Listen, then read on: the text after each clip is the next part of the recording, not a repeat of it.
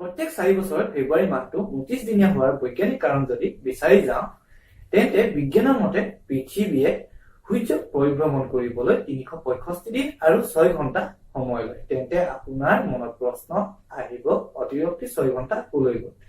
এই অতিৰিক্ত 6 ঘণ্টা আমি 4 বছৰ একেলগে গোটাই 24 ঘণ্টা কৰি মানে এদিন কৰি এই 4 বছৰীয়া ফেব্ৰুৱাৰী মাহটোত যোগ দি 29 দিনীয়া কৰি দিওঁ।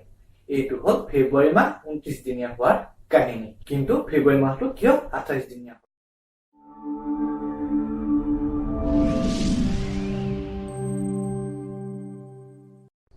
নমস্কাৰ, মই অনুপম আপোনালোকক পুনৰবাৰ স্বাগতম জনাইছো অসমীয়া ইউটিউব চেনেল সন্ধানলৈ।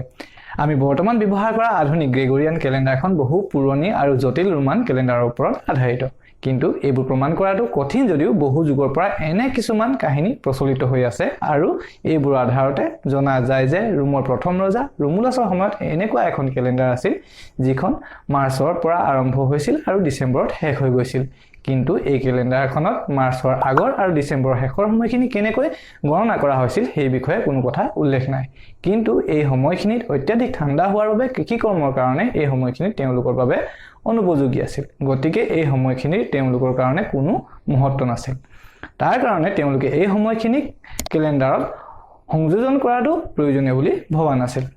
ৰোমুলাছৰ পাছত ৰজা নোমা পিম্পিলিউছে এই কেলেণ্ডাৰখন আৰু অধিক সঠিক কৰিবলৈ চন্দ্ৰবৰ্ষ হিচাপত ইয়াক প্ৰস্তুত কৰিবলৈ মনস্থ কৰে। সেই সময়ত প্ৰত্যেক চন্দ্ৰবৰ্ষ 354 দিনৰ আছিল। গতিকে এই নোমা কেলেণ্ডাৰখনত ডিচেম্বৰৰ পাছত জানুৱাৰী আৰু ফেব্ৰুৱাৰী মাহ দুটা যোগ কৰি দিয়ে আৰু এই মাহ দুটা 28 দিনীয়া কৰি দিয়া হয়। কিন্তু ৰোমানসকলে যুগ্ম সংখ্যাবোৰ সদায় অশুভ বুলিয়ে ভাবিছিল। গতিকে এই নোমা কেলেণ্ডাৰখনত জানুৱাৰী মাহটোত আৰু এটা দিন যোগ কৰি 29 দিনীয়া কৰি দিয়া হয়।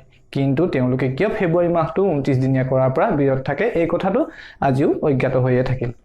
গতিকে ক'ব পৰা যায় যে ৰোমানসকলে যুগ্ম সংখ্যাৰ লগতে ফেব্ৰুৱাৰী মাহটো আগৰ পৰাই অশুভ বুলি গণ্য কৰিছিল। ফেব্ৰুৱাৰী মাহটো অশুভ বুলি ভবাৰ আন এটা কাৰণ আছে।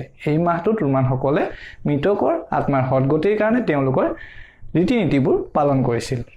ইয়াৰ পিছত বিশ্ব প্ৰসিদ্ধ শাসক জুলিয়াছ চিজাৰ যেতিয়া ৰোমৰ সম্ৰাট হয় তেতিয়া তেওঁ এই কেলেণ্ডাৰখন সূৰ্যৰ ওপৰত আধাৰিত কৰিবলৈ নিৰ্দেশ দিয়ে আৰু কেলেণ্ডাৰখন সূৰ্যৰ ওপৰত আধাৰিত কৰাৰ লগে লগে 10 দিন আৰু প্ৰত্যেক 4 বছৰত এদিন এই নোমা কেলেণ্ডাৰখনত যোগ হৈ যায়। গতিকে যদি হিচাপ কৰা যায় তেন্তে এই কেলেণ্ডাৰখনৰ মতে তেওঁলোকৰ প্ৰতিটো কেলেণ্ডাৰ বৰ্ষত 365 দিন আৰু 6 ঘণ্টা সময় হয়।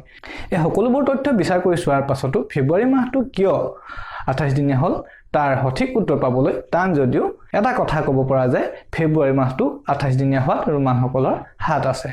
যদি ভিডিঅ'টো চাই ভাল পালে লাইক কৰিব, কমেণ্ট কৰিব আৰু শ্বেয়াৰ কৰিব। ছাবস্ক্ৰাইব কৰিবলৈ নাপাহৰিব। ছাবস্ক্ৰাইব কৰি কাষতে থকা বেল আইকনটো দবাই দিব যাতে মই দিয়া ভিডিঅ'বোৰৰ নটিফিকেশ্যন আপুনি আগতীয়াকৈ পাই যায়।